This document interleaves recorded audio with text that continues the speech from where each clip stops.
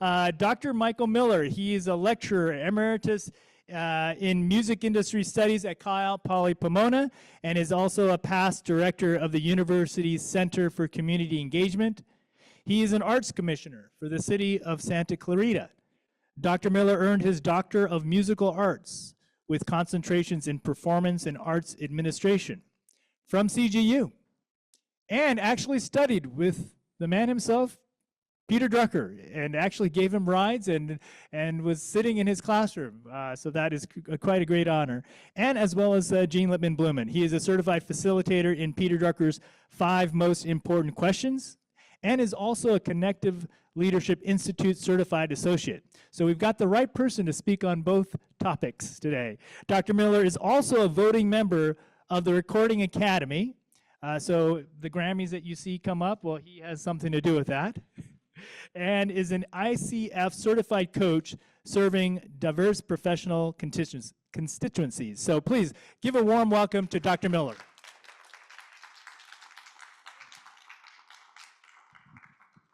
Thank you, Steve. I've set my timer here because I have my time to keep here. It is such an honor to be here today and at the Drucker School. It's a great thing about Claremont Graduate University that we have transdisciplinary studies and a transdisciplinary outlook here, because how else would a musician getting a doctorate in music come and add a second concentration in arts administration, end up here at the Drucker School studying with Gene Lippman Blumen, studying with Peter Drucker, and this was a great gift in my life. People looking at transdisciplinary studies, check out CGU. And my first class here with Peter Drucker, if you see that red carpet there, that's exactly where he was sitting. So right here in Albrecht. So let me talk a little bit about my 2 wonderful mentors, Gene Lippman Blumen and Peter Drucker, and some of their work that I think is absolutely applicable to the peace efforts. Let us start, if we can start with the first slide, please. Thank you. Let's talk a little bit about the connective leadership model. This comes out of Gene's book, the Connective Edge. The paperback version is the Connective Leadership, and I would urge everybody to read this book, Pulitzer Prize nominated. It is a wonderful book. And the whole philosophy of doing this is about how you achieve what you do in the world. It's not a personality test, it's an achievement model.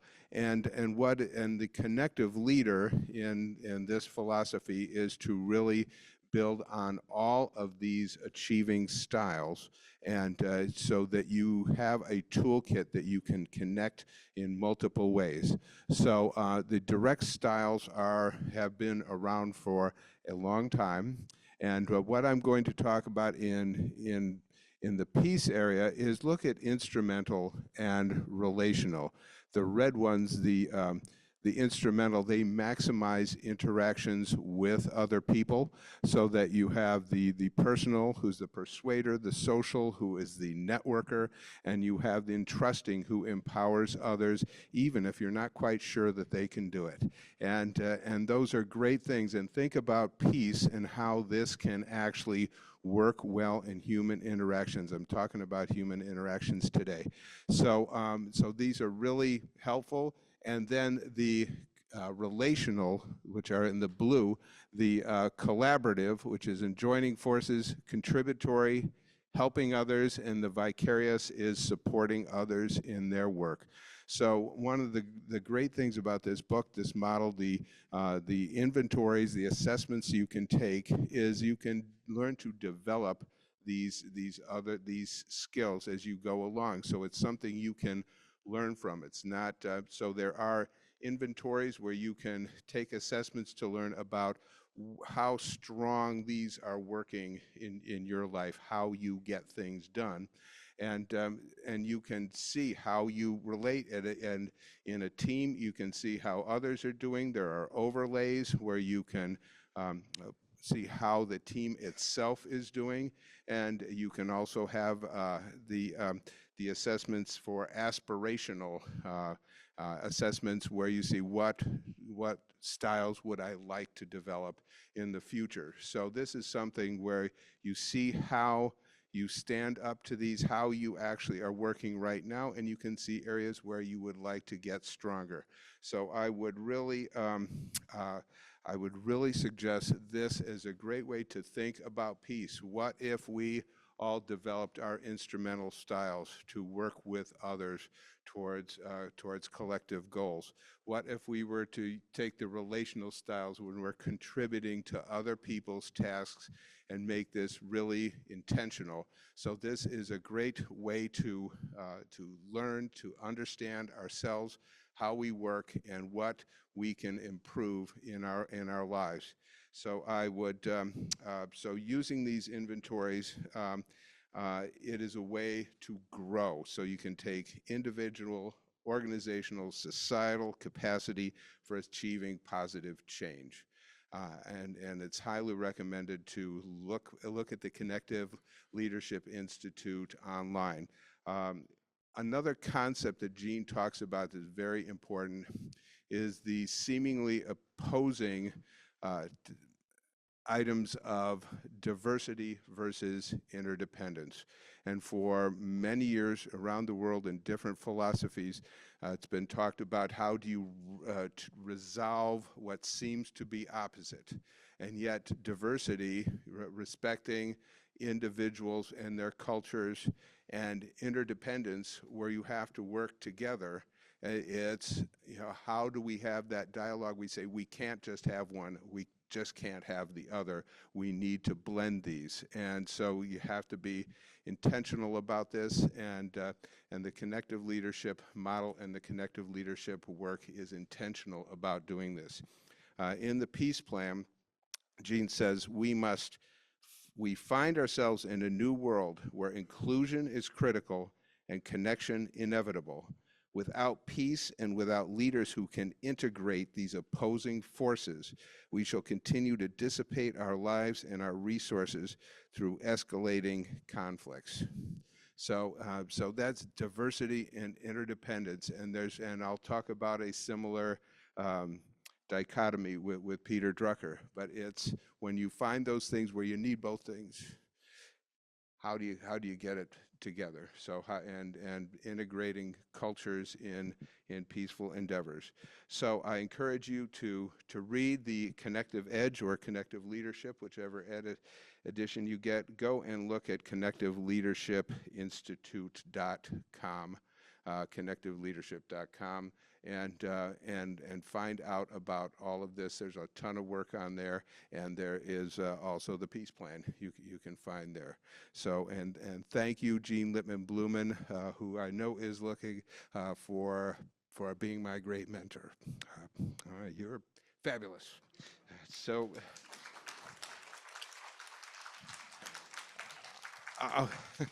Okay, so if we can cut the slides for a minute, I'm going to start talking about Peter Drucker. And I had studied with Gene Lippman-Blumen, and she has you study. You have a whole pile of books when you're in one of Gene's classes. And I thought, before I get out of school, I should try taking a class with Peter Drucker. And I asked Gene, I said, Gene, do you think I'm ready for that? She says, oh, you're ready for anything. So I came, and he was sitting right here. And it was a great, great gift in my life. So I'll talk, he wrote 38, 39 books. I can't talk about them all. I reviewed some of it. I listened to the audio that he had that you can see in my reading list, which will be online. Peter Drucker was born in 1909 in Vienna, just prior to World War I. So he was somebody who experienced the lack of peace. So he survived World War I. The Austro-Hungarian Empire was destroyed in World War I. And then when Hitler came to power in Germany, then he was working in Frankfurt. So and then he said in class here, he said, well, I read Mein Kampf, I believed it, I left. So he left Germany for England and then United States. And his first book, The End of Economic Man, The Origins of Totalitarianism, came out in 1939, just within months of World War II breaking out. So he was an expert through his experience and through looking at societies. The End of Economic Man was about the collapse of economic systems, that Marxism wasn't working, that capitalism wasn't working. He saw the future in industry and corporations, and so he wrote The Future of Industrial Man in 1942. And from there, he eventually got more into nonprofits, or what he would call the social sector or the third sector, and these are organizations that are created for the public benefit. And he was very much committed to those, especially in the second half of his long career. So we'd have the nonprofits, the industry, the government, and he was advisor in all of these sectors. Because it's so large, I'm going to give you just some of the things that I consider key concepts that he said all the time. And I studied quite a bit with Peter, and after I graduated, I was out here as many Saturdays as I could to listen to his wisdom and to be with him. So, first key concept I have for you is his respect for people and human interaction. He would say that good manners and kindness were the lubricating oil of society. And he really meant that. So getting along with people, and just in the last 6 months with everything coming in the world, I have gotten very intentional with that, just personally, that every interaction I have with another human being, how can I make that as kind and as pleasant and as wonderful as I can, even if it's more than I should have to do right then, but and you just feel good coming out of that. What if we in the world just did the Peter Drucker kindness and good manners to the nth degree, and really have that going. So and he had, with this respect for people and human interaction, also had a service focus, serving other people with what you do. This was key to him. And he also looked at contribution. So he's looking at contribution, good manners, service. This was key to what he was thinking. And if everybody in the world was thinking that way, where would we be? That's fabulous. And he respected all other cultures. That's why he was a consultant all around the world. So second key concept I'll bring up is his talking about the balance between continuity and change. And remember, Gene had diversity and interdependence. How about continuity and change? And those of you who work at universities, think about that, continuity and change. Whew. And so it's so with that, and he said that I'm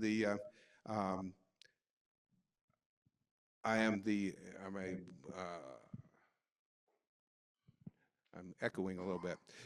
He said that I believe in a balance of continuity and change, which makes me neither liberal nor conservative, but equally unpopular on both sides. So I like that one. I'm saying that a lot these days. So first, respect for people. Second, balance of continuity and change. Third, results versus opinions and narratives. And I got this directly from him when he was sitting right here. He had a first batch of papers come in, and he said, I'm disappointed in these papers. He said, I ask for results, and you give me opinions and narratives. And wow, that's really key. So his concepts were so concise and meaningful. Am I talking about results right now, or am I just talking? And so it's, results versus opinions and narratives.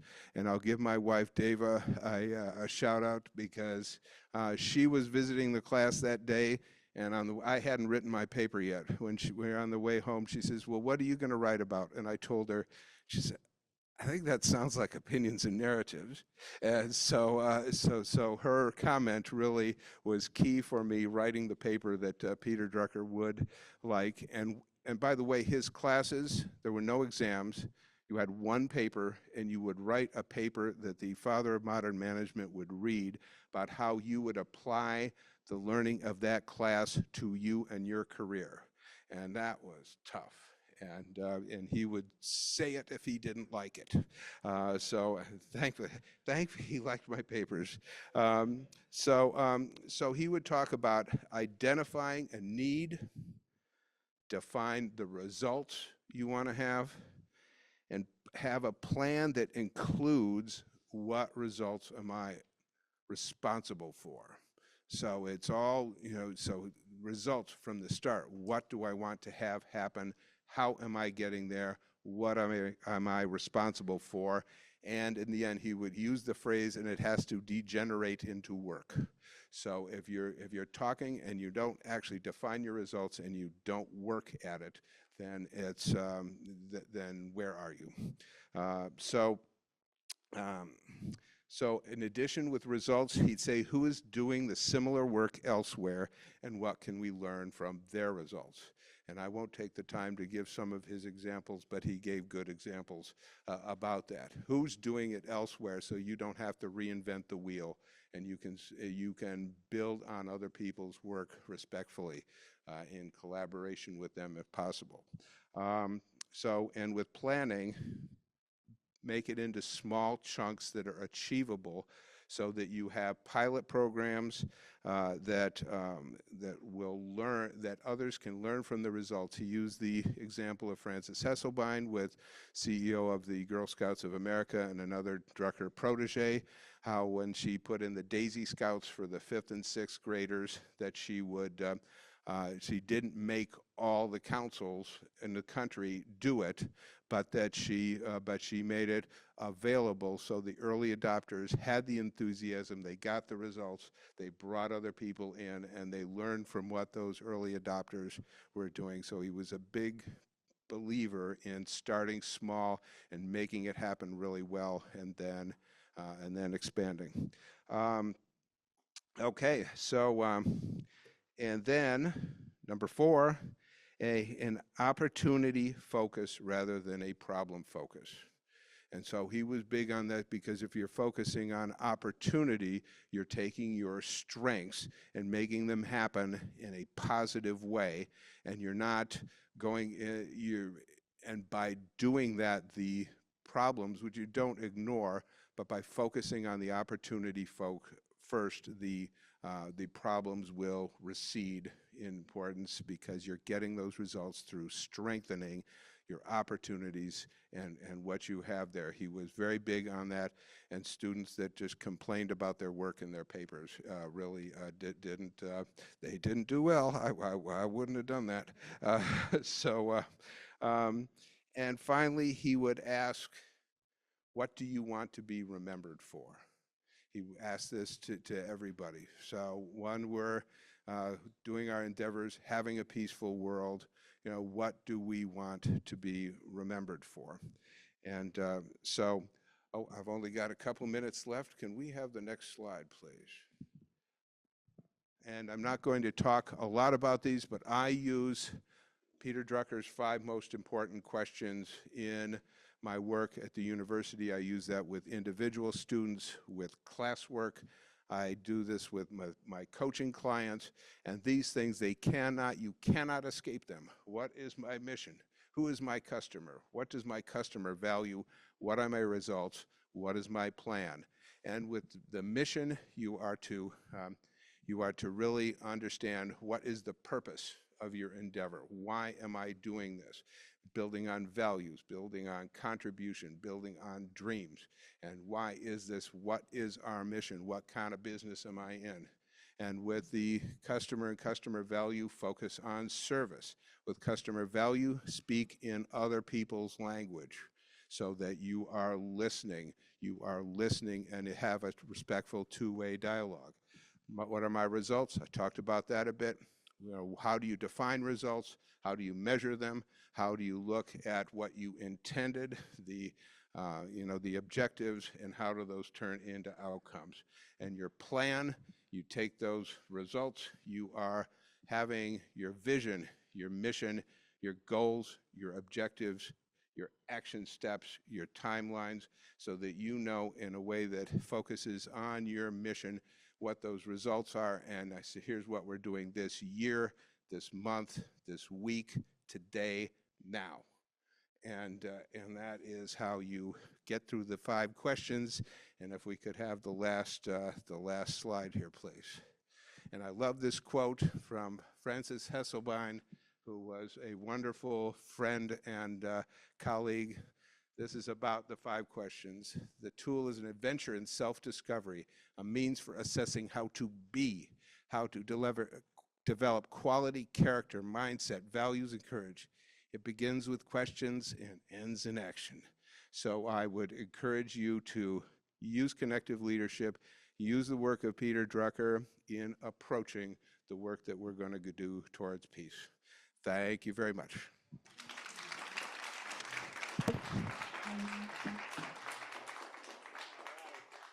Thank you, Dr. Miller. That was amazing. Thank you for guiding us through that presentation of Drucker's philosophy and, of course, Jean Littman-Blumen's connective leadership. And Dr. Miller is actually quite modest. He actually received one of very few A+ from Peter Drucker. So he must have done something right. Yeah. So, and that's certainly not easy to do.